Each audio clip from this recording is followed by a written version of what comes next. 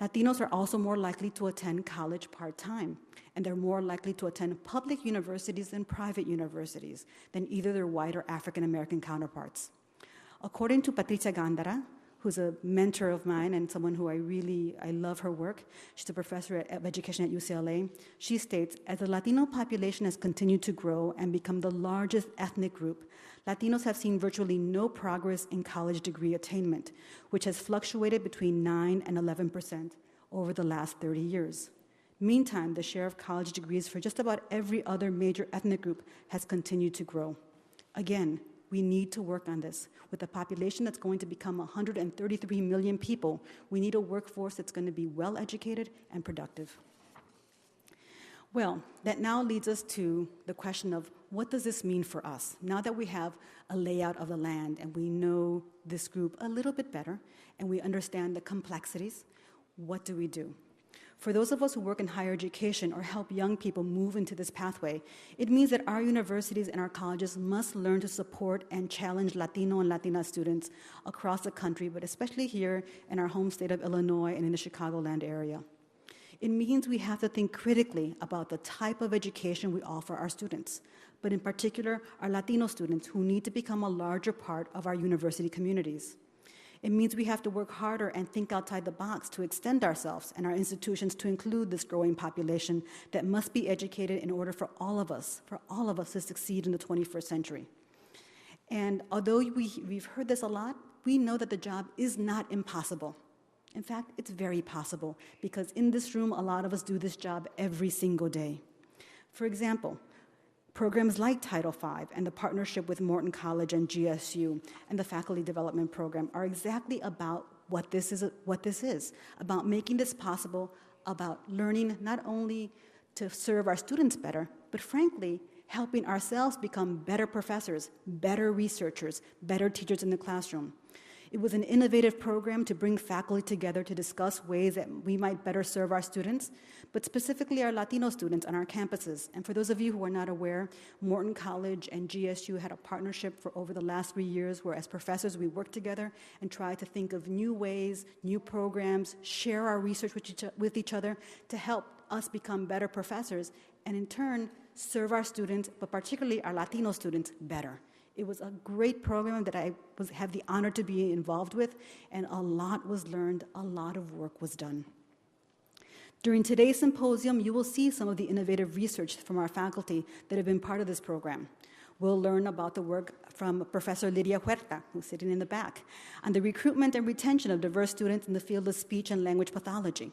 Or we'll learn about the research by Professora Marista Lazel, sitting right next to her, on the psychological experiences of Latino community college students, and many, many other workshops and panels with professors here from GSU and from Morton that are really working on trying to improve retention, diversity, and learning for all our students. The many workshops today will begin to give you an idea of how exciting their work is and how important programs like Title V are to the Hispanic serving institutions, what's known as HSIs, and their partners to expand educational opportunities for and improve the attainment of Latino students, as well as enhance academic offerings and programs for the quality for everyone in the university. Later today at lunchtime, our keynote speaker, Dr. Frank Sanchez, will share with us some of his ideas for Title V and institutional changes that can occur, again, to help support our students. Furthermore, institutions like GSU and Morton understand that recruitment and retention of Latino students also include the recruitment and retention of faculty and administrators. That this is not just about students, but about the entire university. That having Latino faculty mentors, having Latino faculty administrators, as well as other minority groups on campus matter to students. Students see this, they get excited, they want to stay, they want to learn, they want to be like you. And that is really important. But the retention and diversity in the 21st century also means that we understand that our students might be undocumented. And this is just something that I need to plug. I do a lot of research on this. As many of us who work with students today, we know that some of our students are without papers, are undocumented in the United States, and that we need to open our doors to them as well. That in Chicago, research available by the Illinois Board of Education suggests that approximately 20,000 undocumented high school students live in our city.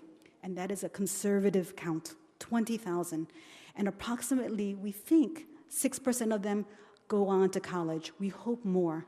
My university, Northeastern Illinois University, we have hundreds of undocumented students. And I see them in my classroom, and I see them in my office, and I know the difficulties that they face. For those of you who are coming from high schools, and I know we have a good population of high school counselors and teachers, and we'll be having about 70 students later join us from high schools, come to our panel, which is really exciting. Some of those students might be undocumented, and they are, by all accounts, American. Many of them have been here since they were infants, since they were toddlers. Many of them don't even speak Spanish anymore, and I'm really just specifically talking about Latino students. We have Polish undocumented, Middle Eastern undocumented, and they are individuals who want to stay here, who want to get an education, and want to have the ability to become integrated into our community. And currently, as we all are well aware, the climate is very hostile towards them. And it's become very difficult. And I work with a lot of these students daily, and it is very painful. So I hope that we as educators have a commitment to that as well, that these young people are part of our future. And so retention and diversity should include them as well. Finally, retention and diversity in the 21st century also means forming alliances. And President Mayman already discussed this. The alliance like the Chicagoland Alliance for Degree Completion that aims at boosting community college and baccalaureate graduation rates and will engage in a collaborative program. These programs, which are going to bring together community colleges and institutions like GSU, are really important because we have to make sure just getting our students into college is not enough. We have to get them to finish college. That's what matters, and to hopefully move on.